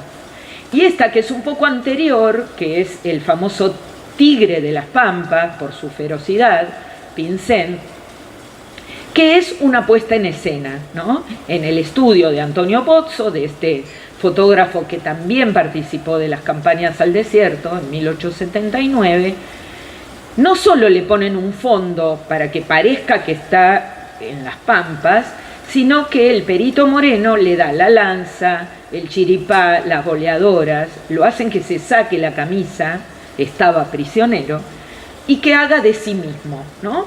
Entonces vemos estos comos que están en función de un, digamos, de un planteo político, y que nuevamente, como dijeron mis compañeros de mesa, llega a nuestros días con una, digamos, contundencia que sería deseable que ya no tenga. Adelante.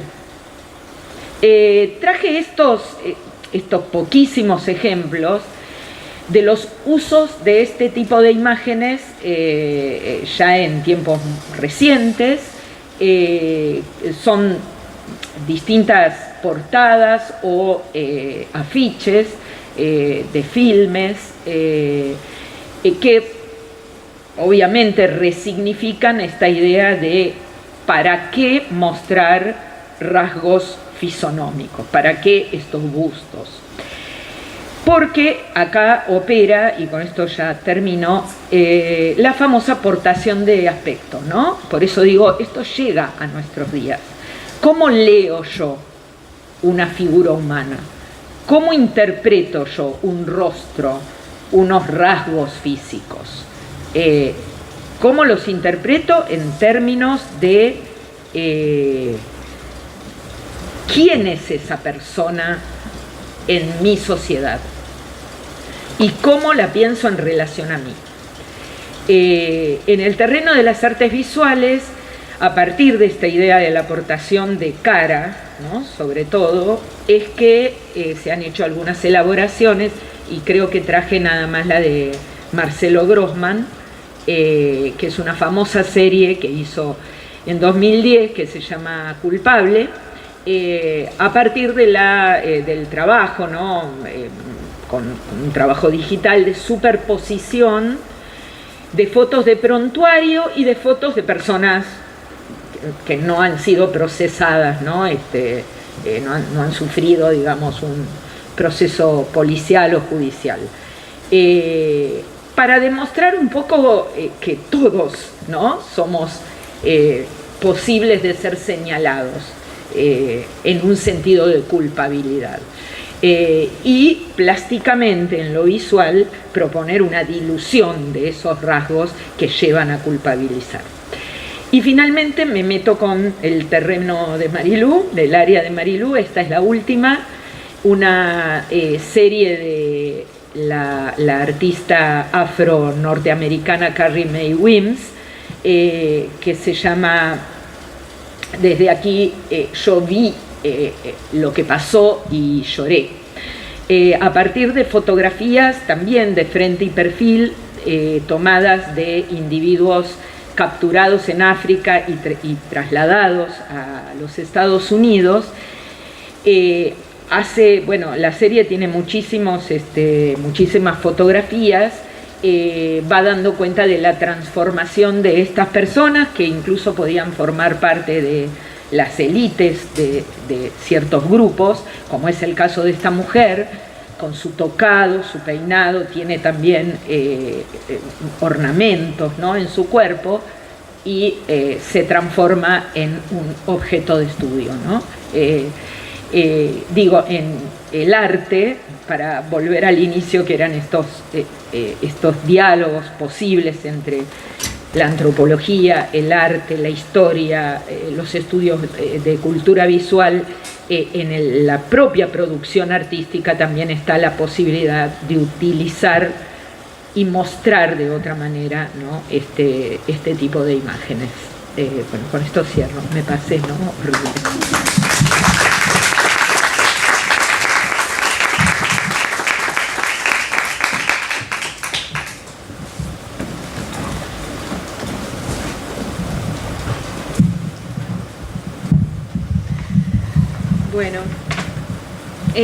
Bueno, muchísimas gracias a los tres, la verdad.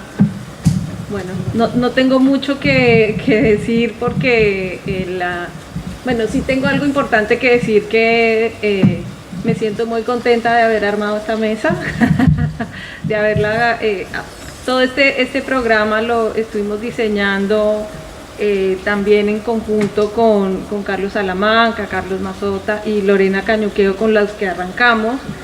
Y creo que esta cuestión del diálogo entre antropología y arte, que era una de las cosas que más temía yo metiéndome en esta exposición, que era decir, bueno, cómo acercarse pensando con este objetivo muy claro de traer esto al presente y de no entrar en un terreno en el que no pudiera de alguna manera responder, y aquí volvemos como a esta parte más subjetiva también, que tiene que ver con el lugar de enunciación, ¿no?, de este lugar medio descentrado que siempre tengo yo, de que me interesa lo latinoamericano, que me interesa la escultura, pero que también soy inmigrante, que también como esta cuestión de, trayendo lo último que tú traías de la aportación de cara, de ser observado y de observar. Y entonces una de las cosas que hablábamos desde la inauguración de la exposición, que tenía que ver, y que hablamos mucho también en la clase, en la cátedra que compartimos con Laura Malosetti de Habilidades, que tiene que ver con reconocer el propio racismo, ¿no? Como que no es como que uno está desde una posición un poco moralizante, de afuera mirando lo que están haciendo los otros, o en otro momento, sino que ahí hay algo que todo el tiempo te está convocando a volver a pensar cómo miras, ¿no? Entonces en las tres presentaciones creo que eso quedó como muy claro desde el punto de vista disciplinar, ¿no?, pero también como esa observación y de ir y volver en el tiempo, que por eso digo, bueno, me siento contenta como de haber en ese sentido como logrado que ustedes fueran hacia ese lugar sin darles muchas instrucciones de qué decir o cómo, sino con un título así bien abierto. Entonces, agradecerles mucho las intervenciones, y quiero ahora, para no acaparar la palabra, abrir al público las preguntas. Tenemos un ratito, no muy largo, pero me gustaría mucho que, si alguien quiere preguntar o hacer algún comentario sobre lo que escucharon, vieron.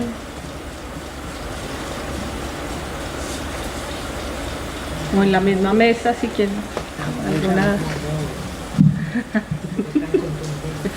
fue muy contundente, sí, sí, sí. Yo solamente un comentario respecto a lo que dijiste vos al principio, de la intervención de los monumentos.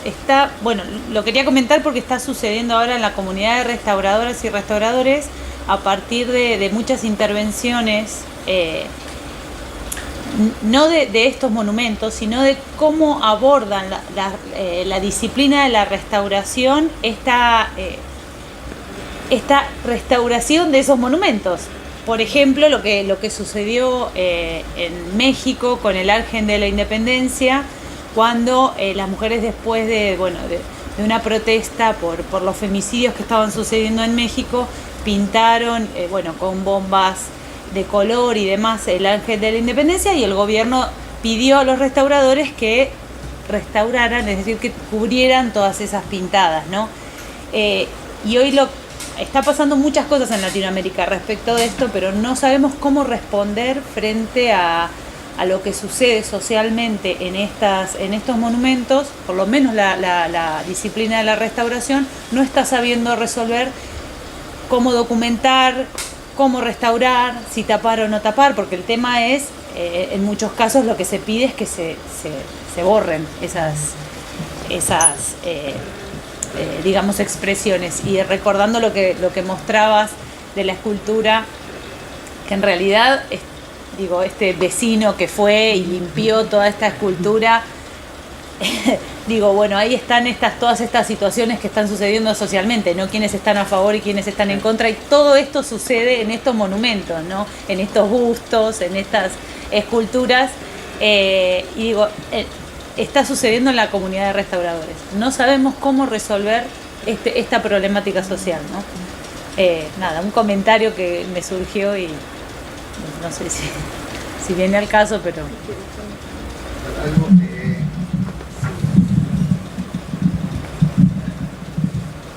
Tomando un poco también lo que acaba de mostrar un poco Marta al final, las imágenes finales, tal vez el llamado vandalismo habría que comenzar a verlo como intervenciones artísticas, y desde ese punto de vista no habría problema con la restauración. En todo caso habría que restaurar o preservar las intervenciones. Yo cuando sacaron el monumento y empezar, ¿no? Y seguir el ciclo, porque después la ruina de lo intervenido se vuelve, ¿no?, oficial, y habría que seguir con el juego, digamos. Cuando el gobierno nacional en el año, ya no me acuerdo, 13, sacó el monumento a Colón de atrás de la Casa de Gobierno, me parece un caso emblemático, ¿no? Porque no estaba en cualquier lugar ese monumento, no es cualquier monumento, que toda la parafernalia de simbolismo que lleva, y además que está como fue ubicado ahí como cabeza de mascarón de proa del eje monumental, que es la Avenida de Mayo, ¿no? Y al lado de la Casa de Gobierno, además, en fin. Cuando incluso el río estaba ahí nomás, o sea que había una... Ahora finalmente esa relocalización después lo vuelve a poner. Lo interesante del caso, una nota al pie, es que hablando de pedestales, el pedestal de ese monumento describe la partida del Puerto de Palos. Es más, en la versión original dice Puerto de Palos, salía... no me acuerdo bien la fecha, pero está la fecha de partida del Puerto de Palos. O sea, se usa el Río de la Plata como una alegoría ¿no? como un juego singular, como si el Río de la Plata fuera el Puerto de Palos.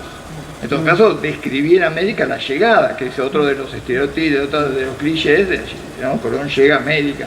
Pero no, el monumento recrea la partida del Puerto de Palos como si Buenos Aires fuera Europa, como si fuera Palos de alguna manera, jugando a eso, ¿no? Con esa proa y Colón mirando a Europa, a América. Bueno, ¿qué quiero decir con esto? Digo que hay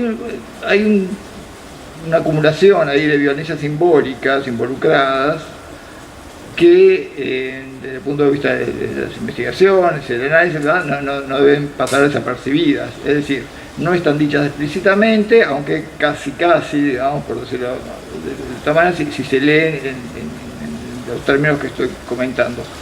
En ese momento me animé a escribir un pequeño articulito porque el monumento había sido desguazado y se había mantenido mucho tiempo ahí, desguazado, así. Y de que sí, que a favor, en contra, que bueno. Un poco la conclusión, que un poco en tono con lo que veníamos diciendo, lo que sugería en un pequeño artículo periodístico fue que lo dejen ahí, lo dejen desguazado, que sea un monumento, como una ruina de Roma, como diciendo, bueno, acá existió un imperio que pagó muy caro el culto a estos héroes y que se conserve de esa manera, un poco irónicamente planteado así, pero también, bueno, también se veía Colón acostado, era, ¿no? A mí me parece, por otro lado, en la revista, que voy a dar un chivo, en la revista Corpus organizamos un dossier sobre la intervención en monumentos en América Latina, el segundo número el primer número del año 21. Está online, ahí hay muchos artículos, muchos colegas del continente tratando de encontrar alguna respuesta o muchas respuestas o muchas preguntas a este momento singular, ¿no? que ha cargado sobre los monumentos o nos ha puesto en ese brete, ¿no? A mí también me parece algo que tenemos que tener muy en cuenta, necesario me parece, que es la idea de restauración, es decir, además con todas las reverberancias políticas del caso, ¿no? Porque la restauración, cuando se restauran monumentos, se restaura la política también, porque es la política la que hace la restauración. Otro artículo que les recomiendo, me gustaría, pero es la política misma que nos conduce de alguna manera desde el roquismo en adelante. No solo posteriormente a lo del monumento de Colón, se avanzó sobre, o sea, un gobierno de un signo avanza sobre el monumento de Colón, el próximo gobierno de otro signo avanzó sobre, digo, yo doy la apuesta y voy sobre la pirámide de Mayo. Vamos a restaurar la pirámide de Mayo, de hecho se hizo, no es cualquier lugar, por su actualidad, digo, la ronda de las Madres de Plaza de Mayo es el símbolo también de la Revolución de Mayo, pero es el símbolo de la organización Madre de Plaza de Mayo. No es cualquier lugar, va directamente a tocar ese sitio. Le ponen rejas y le adosan 4 esculturas que decían, estamos restaurando el modelo original. Mentira. Estamos restaurando el modelo original. Mentira, el modelo original no tenía ni siquiera la estatua, que la tenemos acá en el museo, ¿no? Una réplica. En el techo, ¿no? Genial. Mentira, pero sí estamos restaurando. Y vamos a la original, vamos al origen. Bueno, mentira, ni siquiera era la de Bourdieu. Bourdieu efectivamente había hecho 4 esculturas que no se sabe muy bien dónde están, pero que fueron sacadas precisamente porque se deterioraron y fueron reemplazadas una década o 2 décadas después, en 1870, si no me acuerdo, por otras que venían de uno de los edificios de un banco, del Banco Provincial. Estuvieron allí en el momento, no en cualquier momento, fue en el momento de la década del 70 del gobierno de Avellaneda, digamos, un momento donde la simbología republicana pasaba a ser parquizada, para decirlo brevemente. Que en ese momento la verdadera restauración, o sea, fue en realidad la vuelta a la pirámide del 73, si no me equivoco. Pero con el discurso de vamos a restaurar la originalidad, etcétera, etcétera. O sea, de una u otra forma siempre A mí lo que me parece especialmente interesante, un poco por las temáticas que estamos trabajando, es que los movimientos sociales hayan hecho ese señalamiento. O sea, me parece que la gran lección sobre historia del arte, sobre antropología de la imagen y sobre restauración, la están haciendo los movimientos sociales en la calle. Bueno, en México, no por nada atacan el monumento al Porfiriato, y quienes se declaran en contra de la restauración son un grupo de restauradoras que se declaran las restauradoras con glitter, que antes que nada piden intervención política y social y garantías a estas mujeres antes de restaurar, como pide el gobierno que deba restaurarse. De hecho, digo, la discusión es mucho más complicada, ¿no? en el mundo de la restauración, porque están los restauradores que dicen no, hay que restaurarlo como pide el gobierno, y quienes están absolutamente en contra de esto. Es una discusión que no la podemos resolver, digamos, sí, ¿no? Sí. Pero bueno, hay deudas que atrasan, digamos, ¿no? Y surgen por los lugares. No, una cosa que estaba tratando de acordarme el nombre, y seguramente algunos de ustedes lo sabrán. Este esclavista de Bristol, Colston, ahí está. Que fue uno de los primeros en este movimiento de Black Lives Matter, en ser derribado, ¿no? Es un monumento a un esclavista que había sido, por lo menos hasta ese momento, una figura faro en la ciudad, ¿no? Un referente, y que estaba en una de las plazas más céntricas de la ciudad. Fue derribada, y ¿qué se hace? ¿Lo volvemos a poner? Y no lo volvieron a poner. Yo por suerte lo pude ver. Está el pedestal, ¿no? Y el pedestal intervenido, o sea, dejaron las pintadas, ¿no?, de el evento, porque fue una intervención.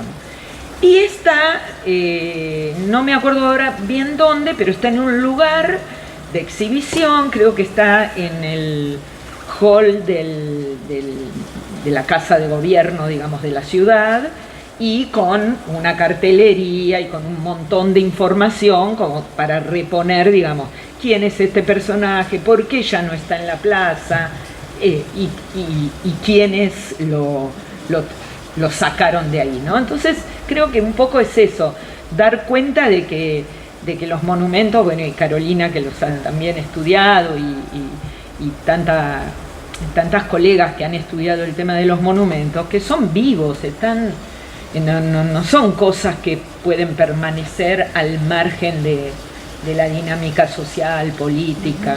Entonces, y la restauración debería estar a tono, ¿no?, con eso. Sí, es que está dando distintas respuestas en América. En Chile pasó algo muy parecido, bueno, no recuerdo Chile, la ciudad, que España dona la escultura de un conquistador en una plaza, la comunidad la tira y pone la imagen de una indígena, y el gobierno vuelve a instaurar la escultura del español. Esto pasó hace muy poco también. Sí, bueno. Me parece que había una pregunta por ahí. Hola. Quizás es un tema que ya tocaron, yo creo que vi, pero pensando en monumentos, me gustaría saber sus opiniones acerca del monumento de María Reñera del Valle, que dijeron hace muy poco. Me tocó a mí. Lo bueno de tener especialidades, ¿viste? Vas como...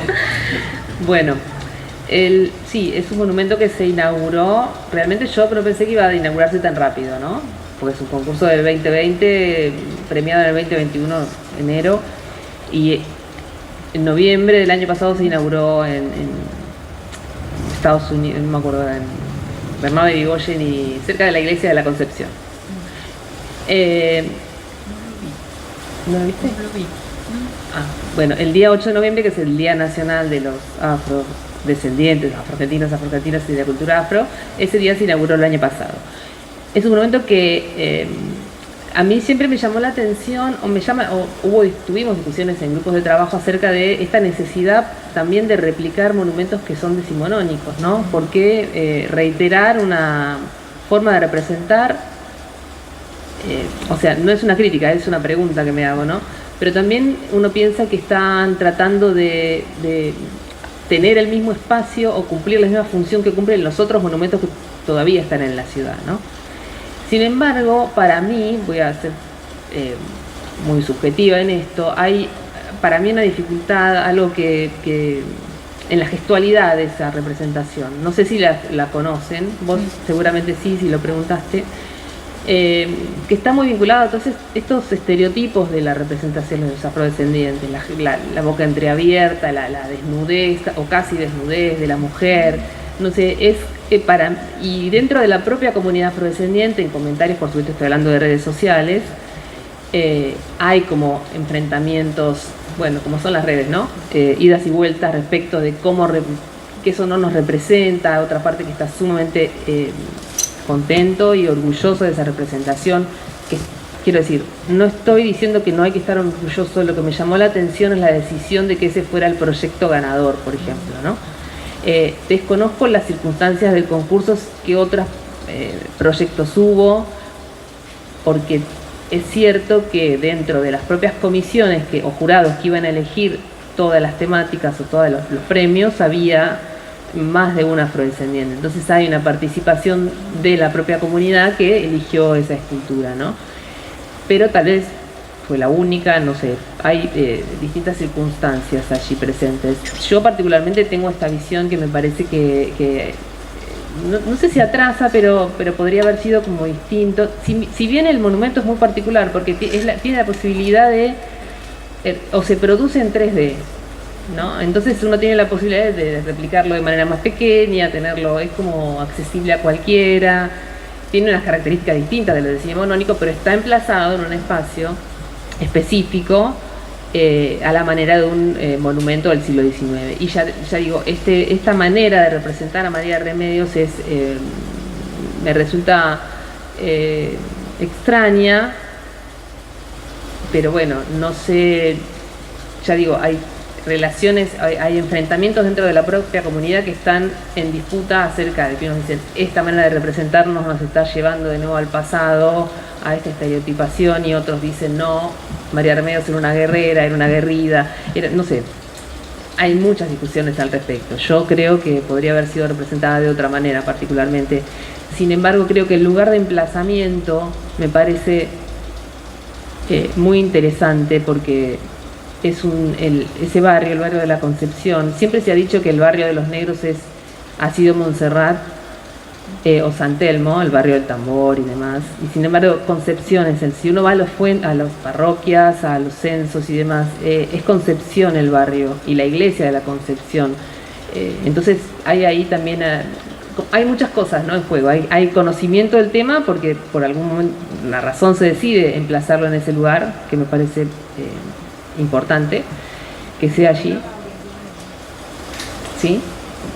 Claro, porque hay los documentos parroquiales se refieren a o los censos refieren a una gran cantidad de población en ese, y también están las naciones. Bueno, no me voy a extender en las naciones africanas, que tocaban candombe, estaban por la zona de Concepción, entonces es como un referente el lugar de emplazamiento. Ahí hay unas cuestiones en juego que yo creo que es un gran logro, pero bueno, el tema de la iconografía sería en este caso lo que me hace un poquito de ruido, pero me parece un logro extraordinario, y en el tiempo récord, ¿no? Y en la ciudad de Buenos Aires, además. Porque es un concurso nacional que sin embargo lo donó a la ciudad, y la ciudad lo emplazó, lo colocó en la ciudad.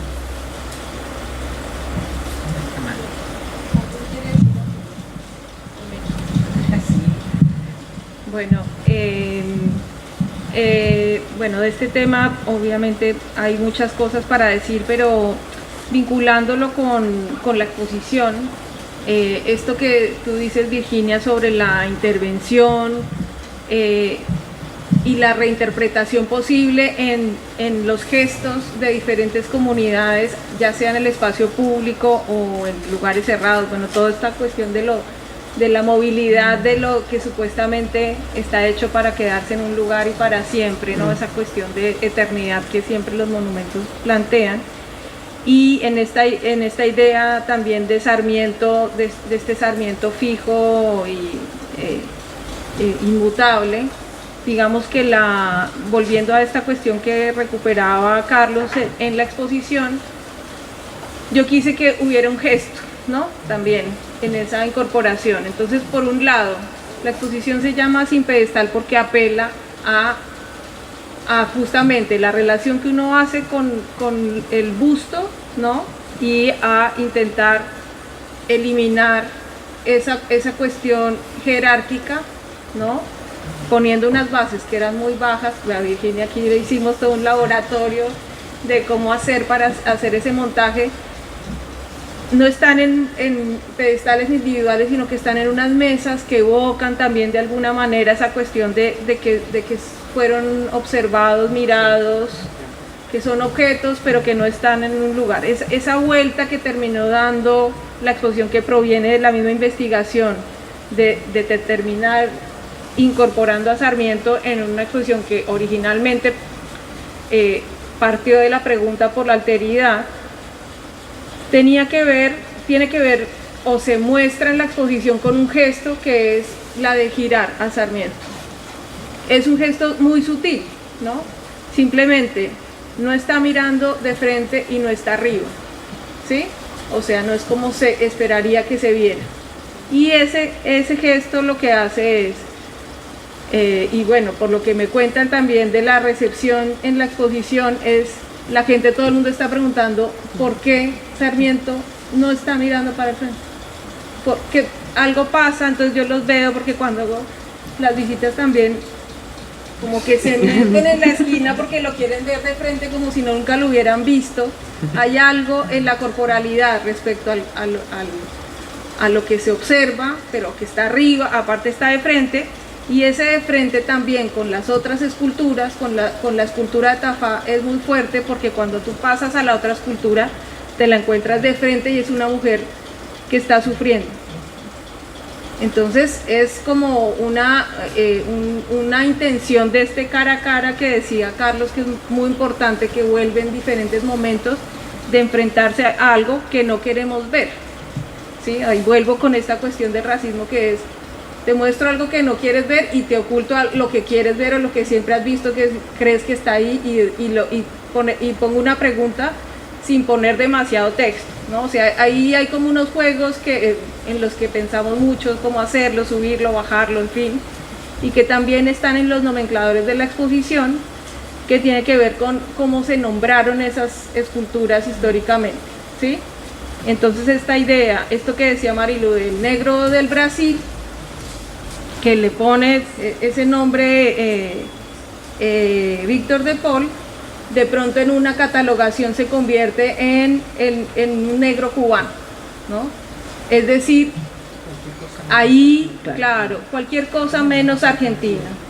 Y entonces ahí, en esos pequeños gestos que están en la exposición, la idea es ir hacia eso. Entonces, volviendo a tu pregunta, ya la cuestión del monumento, es un gesto muy importante, ¿no? Que tiene que ver con los pedidos de la comunidad, ¿no? De reparaciones simbólicas, que es algo muy importante, por supuesto, pero que siempre uno termina como idealizando esa idea de la comunidad, que haya un representante, no quiere decir que la comunidad está toda de acuerdo, es imposible. Entonces, por un lado, lo que dice Marilu, estoy totalmente de acuerdo, y cuando yo lo vi, y de hecho yo estuve en la inauguración, y para mí fue un momento muy importante, porque me sentía como el objeto, o sea, como estando dentro del objeto de estudio mío, que es como en una inauguración del siglo XIX, ¿no? O sea, como el monumento, la cosa, las palabras, no sé qué, estaba todo armado, porque hay un imaginario del momento conmemorativo, todo era tal cual, ¿no? El funcionario, no sé qué, todo funcionó de esa manera. Entonces, hablando con diferentes personas y como en esas recepciones, yo también decía, bueno, si es un gesto político tan importante, ¿qué es lo que pasa con eso? ¿O qué es lo que uno querría que sucediera? Si te representa o no te representa, está en el espacio público y puedes hacer lo que quieras con eso, apropiártelo hacer de eso algo que sea significativo. Y ahí, en ese mismo momento, porque cuando se fueron los fotógrafos, se fueron todos los demás, se quedaron algunas personas y alrededor de esa escultura hubo un rito que yo no conozco, entiendo que tiene que ver con comunidades que están acá. Yo no pregunté, solamente observé como una antropóloga muy respetuosa, no le pregunté nada, pero hubo un rito alrededor de ese monumento, ¿sí? Hubo unos cantos, hubo un agua, unas cosas alrededor. Entonces yo lo que después de haber observado como esto que les digo, después también observé, bueno, de aquí en adelante como que la vida del monumento empieza después de la inauguración, no antes. O sea, ahí después puede pasar cualquier cosa y depende, digamos, de esas diferentes apropiaciones, que eso se convierta en un lugar significativo donde efectivamente pasen cosas con respecto a las comunidades en todas sus diferencias posibles, pero la función del monumento es marcar un espacio para que sea público. Después, Sí, cierto, claro. no Lo que es como, sucede. porque los especialistas, y ahí en esa cuestión es donde yo siempre veo como supuesta especialista en monumentos que me dicen, jurado de un concurso de monumentos. No, yo no quiero ser, ¿no?, esa cuestión del patrimonio autorizado, ¿no?, de que hablan los especialistas, bueno, en fin, que tiene que ver con que solo algunos deciden, o sea, como historia del arte, digo, ¿no?, que es como, a mí no me ni quitarlo, ni ponerlo, ni cambiarlo, ni qué hacer. Entonces, a tu pregunta de la restauración, por ahí, ese es el tema, ¿no?, de cómo hacer un laboratorio en donde se escuchen suficientes voces como para tomar una decisión que puede ir en los sentidos que ellos mencionaron, pero consenso no va a haber. Por el espacio público no hay consenso. El espacio público es el lugar del disenso, ¿no?, o sea, de la política y del debate, y bueno, eso es lo interesante. Entonces, bueno, nada.